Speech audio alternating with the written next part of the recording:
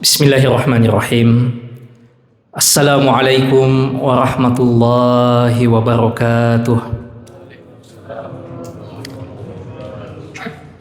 Alhamdulillahi rabbil alamin. Wassalatu wassalamu ala rasulihil amin, nabiyina wa habibina wa qudwatina Muhammadin wa ala alihi wa sahbihi wa mawalah. Wala haula wala quwwata illa billah. Allahumma aftah lana qulubana wa alhimna rushdana wahdina siratakal mustaqim.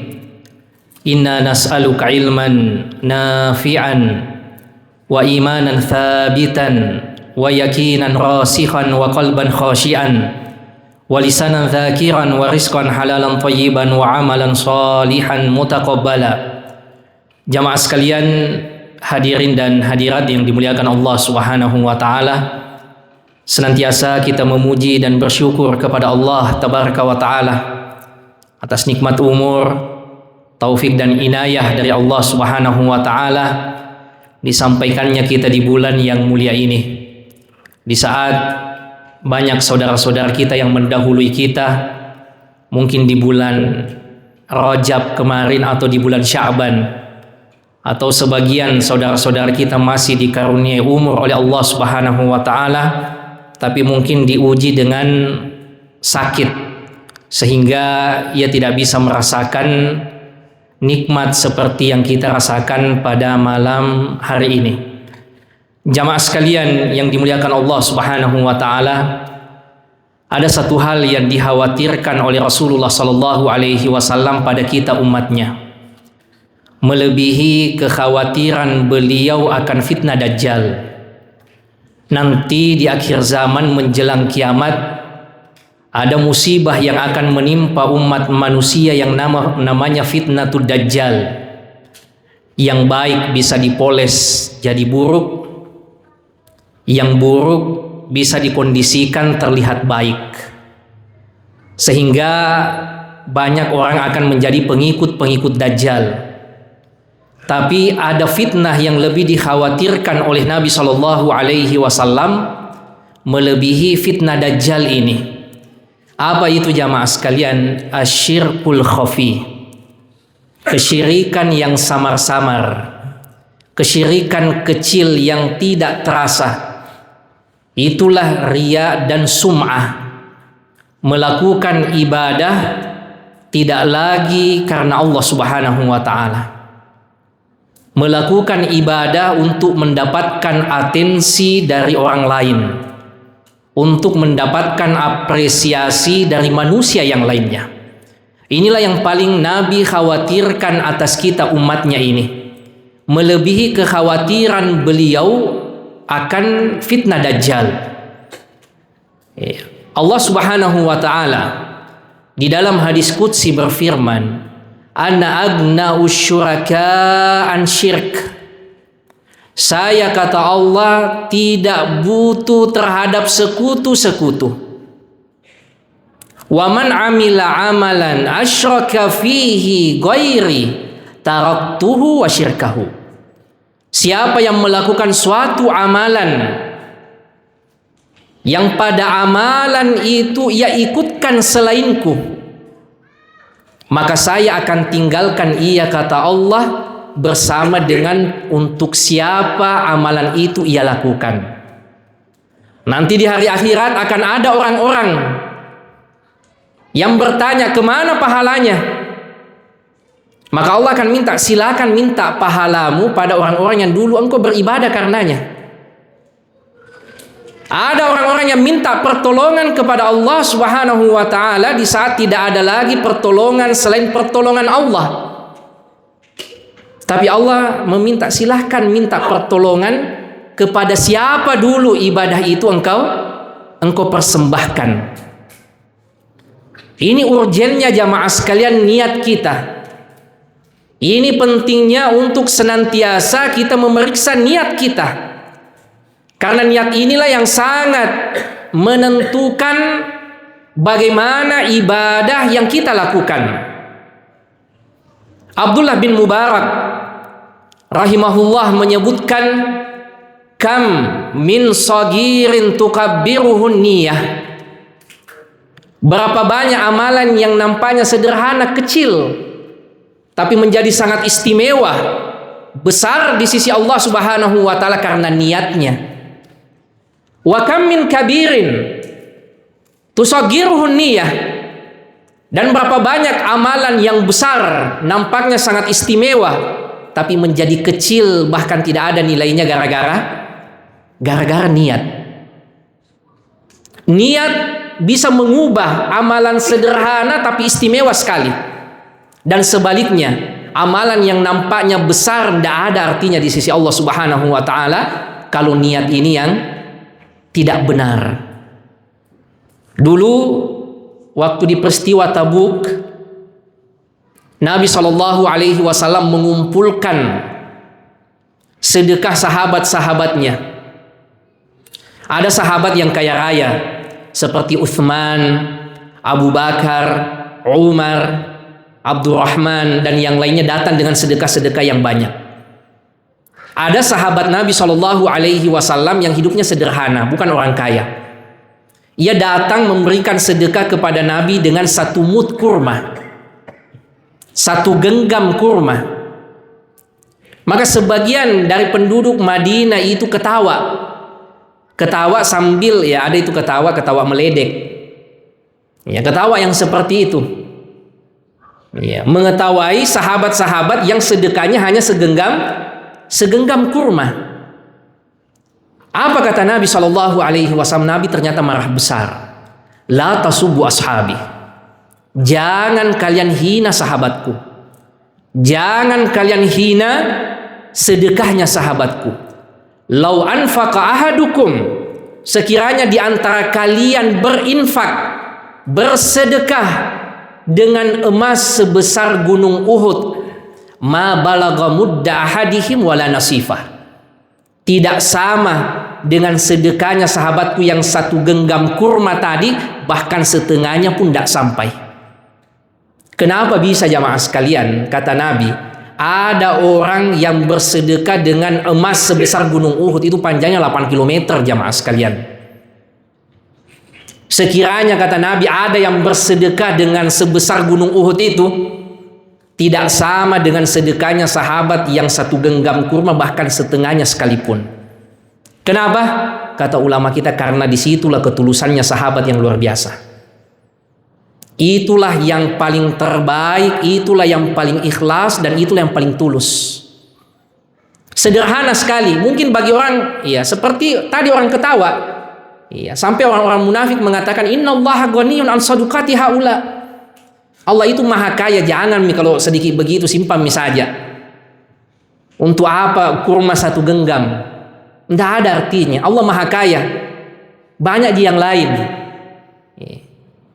Tapi karena berangkat dari ketulusan jamaah sekalian, berangkat dari keikhlasan, maka kata Nabi, sekiranya di antara kalian berinfak, bersedekah dengan emas sebesar gunung Uhud, tidak sama tadi sedekahnya sahabat yang 1 genggam kurma, bahkan setengahnya sekalipun. Ibadah yang istimewa jamaah sekalian bisa justru menjadi masalah kalau ia tidak berangkat dari niat yang ikhlas. Rasulullah SAW di dalam hadis yang diriwayatkan oleh Imam Muslim, juga oleh Imam At-Tirmidzi, menyebutkan tentang 3 orang yang pertama kali dimasukkan ke dalam neraka. Ternyata bukan peminum balok, bukan yang biasa judi, bukan yang biasa di hiburan malam. Yang pertama kali dimasukkan ke dalam neraka, kata Nabi, yang pertama ustadz, yang kedua orang yang mati syahid, yang ketiga orang kaya raya yang banyak sedekahnya. Fa'utiya bih, dihadapkan orang yang pertama kepada Allah. Fa'arafallahu ni'amahu wa arafah. Allah ingatkan banyaknya dulu waktu engkau hidup nikmat yang engkau dapatkan. Fa'arafahu, ia pun mengakui, betul ya Allah, banyak sekali dulu karunia yang saya dapatkan waktu hidup. Maka Allah bertanya, madza amilta biha, apa yang engkau lakukan dengan nikmatku dulu yang banyak waktu engkau hidup? Apa kata orang pertama ini jamaah sekalian? ta'allamtu fik wa 'allamtun nas wa qara'tu fikal Qur'an. Ya Allah, saya habiskan umurku belajar agama. Selesai saya belajar agama, sisa umurku saya gunakan untuk mengajar agama. Jadi umurnya habis untuk belajar dan mengajar. Wa qara'tu fikal Qur'an, dan waktuku habis untuk mengaji, membaca Al-Qur'an. Apa kata Allah? Kadzabta, engkau dusta. Innama fa'alta liyuqal annaka alim wa qara'tal Qur'an liyuqal annaka qari. Engkau dulu belajar agama, mengajar agama supaya dipanggil orang alim, supaya dipuji sebagai Pak Kiai atau Pak Ustadz, orang alim. Fakadekil, dan gelar itu sudah engkau dapatkan dulu waktu masih hidup. Untuk itulah dulu engkau lakukan itu, dan sudah engkau dapatkan waktu hidup. Wa qara'tal Qur'an liyuqal annaka qari. Engkau membaca Al-Qur'an supaya orang memujimu, bagusnya tahu suaranya, banyaknya tahu hafalannya. Fakadekil, itu semua sudah engkau dapatkan. Inilah penghuni neraka yang pertama, kata Nabi SAW. Bukan orang sembarangan, alim qari, orang yang banyak ilmu agamanya, orang yang banyak bacaan Qur'annya, tapi bukan karena Allah Subhanahu wa ta'ala, maka justru menjadi malapetaka jamaah sekalian. Orang yang kedua juga demikian. Fa'utiya bih fa'arafallahu ni'amahu wa arafah. Dihadapkan ia di hadapan Allah. Allah ingatkan banyaknya dulu nikmat engkau dapatkan waktu hidup. Orang ini mengatakan, betul ya Allah, banyak sekali. Maka Allah bertanya juga, madza amilta biha, apa yang kau lakukan dengan nikmat yang banyak itu? Apa kata orang yang kedua ini? Qataltu fi sabilik hatta stushhidtu. Ya Allah, saya ini berjuang di jalanmu, ikut berjihad sampai saya gugur. Tapi kata Allah, kadzabta, engkau dusta. Innama fa'alta liyuqal annaka jari. Engkau lakukan itu supaya dipuji sebagai orang rewah, orang pemberani, jago. Fakadekil, dan gelar itu sudah engkau dapatkan dulu waktu masih hidup. Untuk tujuan itulah engkau lakukan itu semua dulu, dan sudah engkau dapatkan waktu hidup. Ini penghuni neraka yang kedua, kata Nabi. Orang yang mati syahid, orang yang merasa gugur di jalan Allah Subhanahu wa ta'ala, tapi karena niatnya yang tidak benar justru menjadi petaka. Yang terakhir jemaah sekalian, yang ketiga, kata Nabi, fa'utiya bihi fa'arafallahu ni'amahu wa arafah. Allah ingatkan banyaknya dulu nikmat yang ia dapatkan, sama ia akui, betul ya Allah, banyak sekali dulu karunia yang saya dapat waktu saya hidup. Maka lagi-lagi Allah bertanya, madza amilta biha, apa yang engkau lakukan dengan karuniaku yang banyak itu?